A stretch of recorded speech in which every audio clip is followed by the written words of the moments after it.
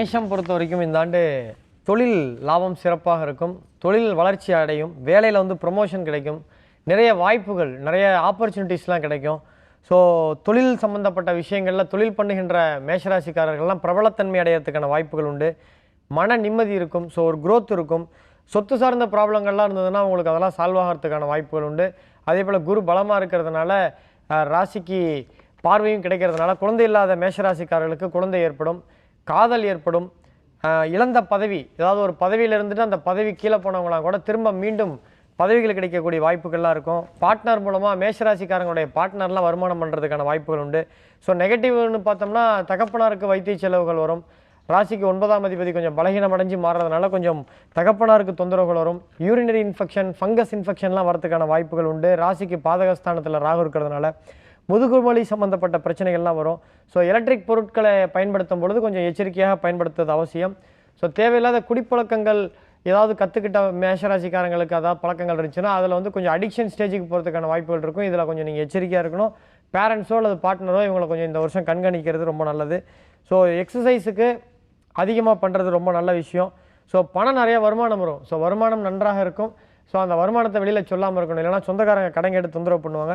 நிலம் வாங்கும் போதும் விற்கும் போதும் அந்த டாக்குமெண்ட் விஷயங்களில் கொஞ்சம் டேக்ஸ் விஷயங்களில் ஆடிட்டர்கிட்ட கலந்துக்கிட்டு கரெக்டாக பண்ணுறது நல்லது. பழைய வண்டிகளை விற்றுட்டு புது வண்டி வாங்கக்கூடிய ஒரு நல்ல நிலைமை வரும்.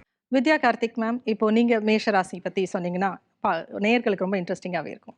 ஸோ மேஷராசிக்காரங்களை பொறுத்த வரைக்கும் இந்த தடவை ஒரே வார்த்தையில் சொல்லணும்னா பொருளாதார மேன்மை கிடைக்க போகுது.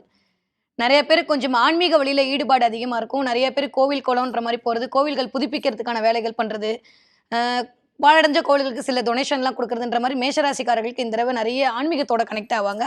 இதுவரைக்கும் வேலைக்கு போயிட்டு இருந்த மேஷராசிகள் சொந்த தொழில் பண்ணுறதுக்கான யோகம் கூடி வருது. என்னதான் வந்து 7.5 சனியாகவே இருந்தாலும் சுபவிரயமாக நடப்பதற்கான வாய்ப்புகள் இந்த தடவை ரொம்ப அதிகமாக மேஷராசிக்காரர்களுக்கு இருக்குது. நிறைய பேருக்கு வீடு, மனை, வண்டி, வாகனம் வாங்குறதுக்கான யோகம்லாம் ரொம்ப நல்லா இருக்குது.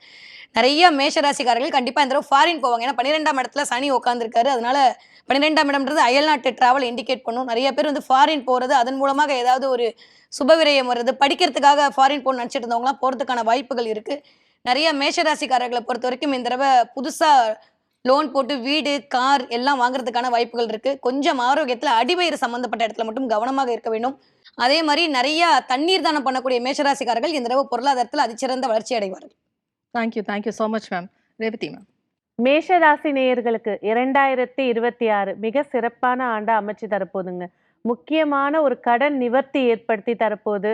அதே போல பிள்ளைகள் வழியில நல்ல கல்வியும் ஞானமும் பெறக்கூடிய வாய்ப்புகளை ஏற்படுத்தி கொடுக்க போகுது. 7.5 நாட்டு சனியுடைய தாக்கத்தினால பயந்துட்டு இருந்த மேஷராசி நேயர்களுக்கு இந்த குருவுடைய பார்வை மிக சிறப்பையும் இந்த சனியை யோகத்தையும் ஏற்படுத்தி கொடுக்க போறாரு. சொந்த தொழிலில் அதிக முன்னேற்றமும், அதே நேரத்தில் பெண்கள் சொல்லும் போது பார்த்தீங்கன்னா இந்த பிசிஓடி, கர்ப்பப்பை சார்ந்த பிரச்சனைகள், குடும்பத்தில் மாமியார் கிட்ட குடும்ப சார்ந்த பிரச்சனையை ஃபேஸ் பண்ணிட்டு இருந்த மேஷராசி பெண்களுக்கு இந்த குரு பார்வை ஏப்ரல் மாதத்துக்கு மேலே மிக சிறப்பை ஏற்படுத்தி கொடுக்க போது, இல்லறமும் சிறப்பாக அமைச்சு கொடுக்க போகுது. ரொம்ப நன்றி ரேவதி மேம். ராமகிருஷ்ணன் சார், மேஷராசி. 3-7-11 சர்ப்ப கிரகங்கள் இருந்ததுன்னா அவங்க வந்து உலக புகழ் பெறுவார்கள் அப்படின்னு நமக்கு பிரமாணம் சொல்கிறது. ஸோ 11ஆம் இடத்துல ராகு இருக்கிறது இவளுக்கு வந்து ஒரு பெரிய பெனிஃபிட்டு. ஒரு மிகப்பெரிய தடைகள் எல்லாத்தையும் தாண்டி அவங்க வந்து ஜெயிக்கக்கூடிய ஒரு நேரம் இந்த வருஷம் அப்படின்னு அவங்க நம்ம வந்து சொல்லலாம். இது வரைக்கும் கல்யாணம் ஆகாதவளுக்கு இந்த வருஷம் கல்யாணம் நடக்கக்கூடிய ஒரு காலகட்டம். குரு அதிசாரமாக 5ஆம் இடத்துக்கு இந்த வருஷம் போகிறார். ஸோ அதனால் அவளுக்கு யாருக்கெல்லாம் குழந்தைகள் இல்லையோ குழந்தைகள்லாம் பிறக்கக்கூடிய ஒரு அற்புதமான ஒரு தன்மை இருக்குது. நிறைய பேர் இந்த பயப்படக்கூடிய இந்த மேஷராசிக்காரங்க அதில் பார்க்குறவங்க நிறைய பேர் என்னன்னா இந்த 7.5 சனி ஆரம்பிக்குதுன்னு சொல்லிட்டு, சனி பகவானை பொறுத்தவரை ஒரே ஒரு விஷயந்தான், ஜீவாதார பிரச்சனைகளில் கை வைக்க மாட்டார். கல்வி, வேலைவாய்ப்பு, திருமணம், குழந்தை பாக்கியம், வீடு, மண்மனை, வாகன அமைப்பு, தொழில், உத்தியோகம் இதெல்லாம் கை வைக்க மாட்டார். நம்ம எதில் கொஞ்சம் கவனமாக இருந்துக்கணும்னா ஹெல்த்தில் வந்தோம் கொஞ்சம் கவனமாக நம்ம இருந்துக்கிறது நல்லது. எது நமக்கு ஆகாதோ அதை நம்ம செய்யக்கூடாது, சாப்பிடக்கூடாது. ஷெல்வி சார், உங்ககிட்ட. மேஷ ராசிக்காரங்க இவ்வளோ வருஷம் எப்படி இருந்தாங்களோ மற்றவங்களுக்காக உழைச்சிருப்பாங்க. இந்த வருஷம்தான் குடும்பத்தை நல்லா பார்த்துப்பாங்க. குடும்பத்தில் அதனால் ரொம்ப சந்தோஷமாகும். பிள்ளைகள் விஷயம், துணை அல்லது துணைவியார் விஷயம், தாய் வழி உறவு, தந்தை வழி உறவுக்கெல்லாம் மேஷம் வந்து செவி சாய்க்கும். ஐயோ நமக்கு இவ்வளோ கடமை இருக்குதுன்னு கொஞ்சம் இறங்கி வரும். குடும்பத்தாரோட நிறைய ட்ராவல் பண்ணுவாங்க. இவ்வளோ நாள் ஃப்ரெண்ட்ஸு தெரிஞ்சவங்க ஒர்க் ஏரியாலேயே சுற்றின்னு இருப்பாங்க. கொஞ்சம் வெளியில் வருவாங்க. ஏழரை சனினாலும் சனி உங்கள் ராசியில் தான் நீச்சம் ஆகுறாரு. அப்போ சனிக்கே பவர் இல்லாத போகக்கூடிய இடம் எதுன்னு பார்த்தா மேஷம். உடற்பயிற்சியை ரெகுலராக செய்யக்கூடிய மேஷத்துக்கு இந்த சனியால் பெரிய அளவுக்கு யோகம் தான் கிடைக்கும். எதிரிகள் விஷயத்தில் இந்த பதட்டம் படிப்படியாக குறையும். மேஷன்னா வாழ்க்கை ஃபுல்லாக ஒரே ஒரு 2 இடம் தான், அடிவயிறு, கழிவு பாதைகள், கால், பாதம், நகம் வரைக்கும் பிரச்சனை இருக்குது. அதில் ஏதாவது ஒரு சின்ன பிரச்சனையை நீங்கள் கரெக்டாக பார்த்துட்டிங்கன்னா ஒன்றுமே ஆகாது.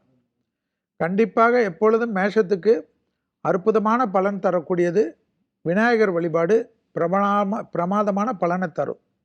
தொழிலே இல்லாதவர்கள் விசிட்டிங் கார்டு போடக்கூடியதுக்கு 2026ஆம் ஆண்டு உங்களுக்கு நிச்சயம்.